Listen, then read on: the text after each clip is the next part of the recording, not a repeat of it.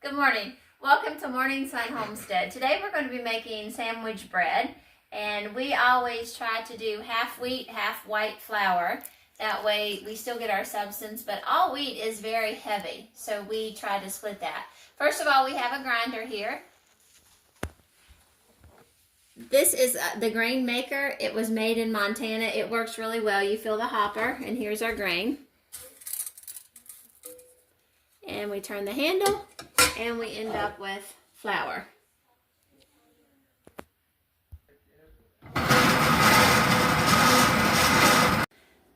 Good afternoon. Welcome to Morning Sun Homestead again. Yesterday we started this video of how to make homemade sandwich bread, and we got interrupted, so we're going to finish that today. Some of the ingredients that we need is yeast, which is Red Star is what we use. It's a 2-pound block. I cut it open, put it in mason jars. One of them I store in the cabinet. The other one I store in the refrigerator so it doesn't get clumpy, and it needs to stay cool anyway. So that's a perfect place for it. We're going to need salt, sugar. It calls for water, but we're going to use milk because we get about 6 gallons of milk a day, and we have an excessive amount, so that will work for that. Also, the sugar we use is the Domino sugar. And we use it because it's non-GMO and also does not have a bioengineered food ingredients. We ground our own wheat, which you were able to see that in the video at the beginning. We're going to use that. And then we're going to mix it with white flour, and we use the King Author. This is whatever they have on sale, really. Any King Author is what we get. But King Author just seems to work better for us because it has all the non-bleached and all that. So the first thing that we're going to do, we also need lard. And you can use, I've melted the lard. We have lard from our hogs that I boil down, and then we put in a jar, and it turns pearly white, and it's a thick sort of fat. But you have to melt it down before it's usable again in your recipes. But you can also use Crisco, you can use olive oil, you can use butter. Whatever you have on hand at that time will be fine. The first step will be to put our yeast, 1.5 teaspoons of the yeast into our bowl, which that's already been completed. Then we're going to add 2/3 cup of sugar, 1.5 teaspoons of salt, and we use the Himalaya salt. That can be your own personal preference as to whatever you would like to use. And then we're going to put in our 2 cups. Now, the milk has been heated on the stove, and the water would need to be the same way, but you could get it directly from the tap. I didn't know what temperature it should be because I've just always tested it and knew if it was good enough or not. But when I did this and heated it on the stove and took it off, it was 97 degrees. If we get our liquid too warm, it will kill the yeast, and therefore the bread will not rise. If we get it too cold, it will kill the yeast, and therefore the bread will not rise. So this is one of the most important steps, is to make sure that your liquid is the correct temperature. So we pour that in, and with the sugar in there, that's going to help activate the yeast. And we're just going to stir it up, and then we'll just let it set for a few minutes. So you can see how the yeast is starting to come up. So that means you could say that it's been inoculated, really. So then it calls for 5.5 to 6 cups of flour. I try to do half of it in wheat flour that we ground yesterday. So we'll go ahead and pour that in. And then we'll mix it up.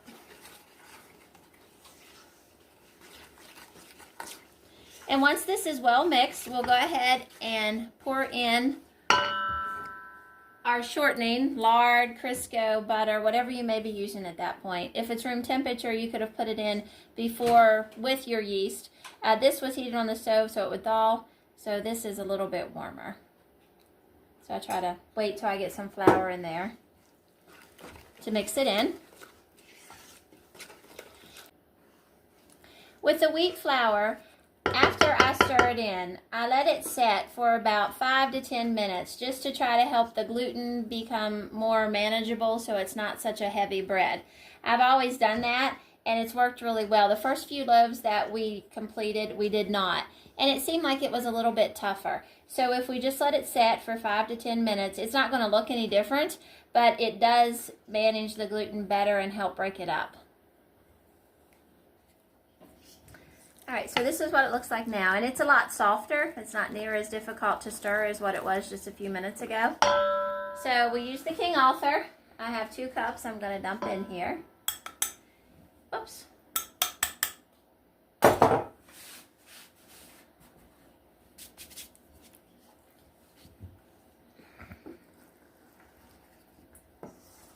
It called for 5½ to 6 cups of flour.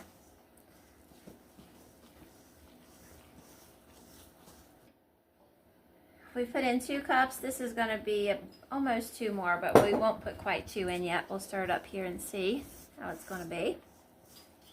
I'm going to go ahead and clear my spoon off and start using my hands, because for me that's just easier. So I try to take the flour in as I'm mixing it all up.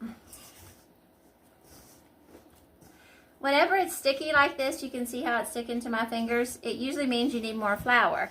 But you have to be careful, because in the bottom of your bowl, you'll have a lot of flour. So that's why it all needs to be incorporated before we put more flour in here.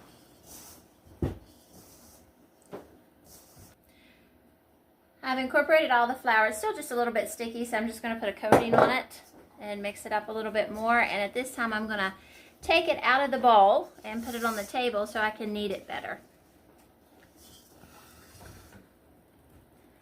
And I try to get all the flour out of the bowl. So I'll scrape it out, make me a little divot in the bread, and mix it up. Bread dough loves to be kneaded. It makes it soft, unlike pie crust that doesn't. That makes that tough, or pizza crust. So you might want to keep that in mind as you're doing your journey of trying to prepare more home-cooked meals. But this needs to be kneaded for at least 5 to 7 minutes. And you just roll it back and forth and just mix it. Okay, so we've got it kneaded. It looks good. It's not sticky. It's not sticking to our fingers. It's not crumbly, so it's not falling off. It looks heavy, and that's because of the wheat that's been incorporated into it. We're going to put it in our bowl and cover it up, and we'll let it raise, and when it does that, we'll show you that part. We're back into our bread making session. As you can see, our bread has risen. So the first step that I always do is go ahead and grease my pans, and I use lard, but once again you can use Crisco, you can use butter, you can use olive oil, whatever you have handy. I do try to stay away from most of the corn and soybean oils, just because they're very unhealthy, and I don't want to feed that to my family. So they're both greased. I still have some grease on my hand. That's not going to hurt. I take my bread out and punch it down, and then I'm going to divide it in half, because this will make 2 loaves.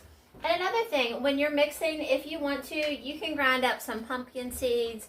You can put flax seed. You can. It's very versatile. You can do with it whatever you really want to do. I always roll mine out because I want to get the air bubbles out of the loaves. If you have air bubbles in your loaf, it will make holes in your bread. I roll it up in like a jelly style roll. And there it is. And I will put it in the pan. And I'll do both of these. And then when it rises again, we'll have more pictures. We'll get it to bake. And we'll also show you when we bring it out what it looks like and what it looks like once it's sliced. The bread has risen, so we're going to put it in the oven. It needs to be at 350 degrees. So our oven's been preheated. Also, when you do this, you need to put a pot of water in the oven. That's to keep moisture, so the steam will help the bread not dry out.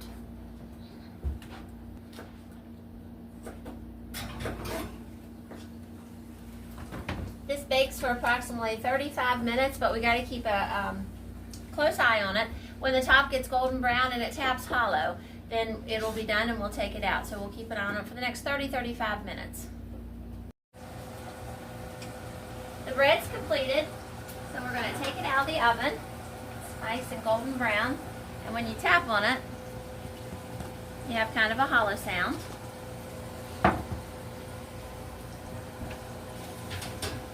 I have 4 loaves because I did a double batch.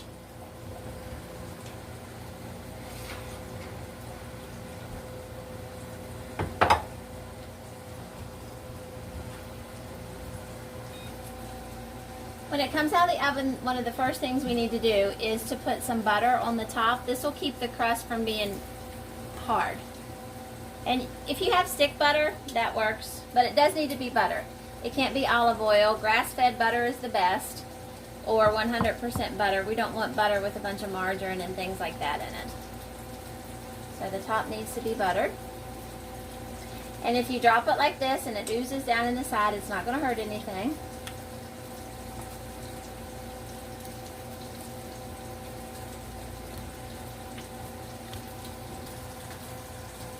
As soon as the butter's had a little bit of time to dry, we're going to go ahead and flip them out of our bread pans. This is a little brown, but it's not burnt, so it's going to be fine. I've learned that we take them out as soon as possible because if they set, they have a tendency to start sticking. And you can see where I did the jelly roll, but I'm going to cut one so you can see that the inside of the bread does not look like that. It's alright, I'll delete that out of it. Yeah, It kind of scared me a little bit too. Thank you. I'll give it a few minutes to run through and then I'll get that out. So You can move that and bring another loaf. that, yes. Here's one of the finished products. I have a bread knife. For years I just used a sharp knife, but a bread knife is a savior. This came from Lehman's. They are located out of Kendron, Ohio. They do non-electrical items and that sort of thing. I will put a link for that. And I've learned that if I turn it on the side, it's easier to cut.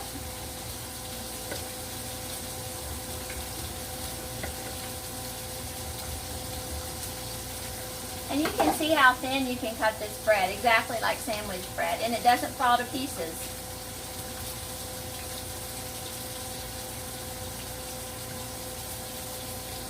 Thank you for watching this video. We hope that you enjoyed it. If you learned anything, we would like for you to click the like button, subscribe to our channel, and also leave a comment.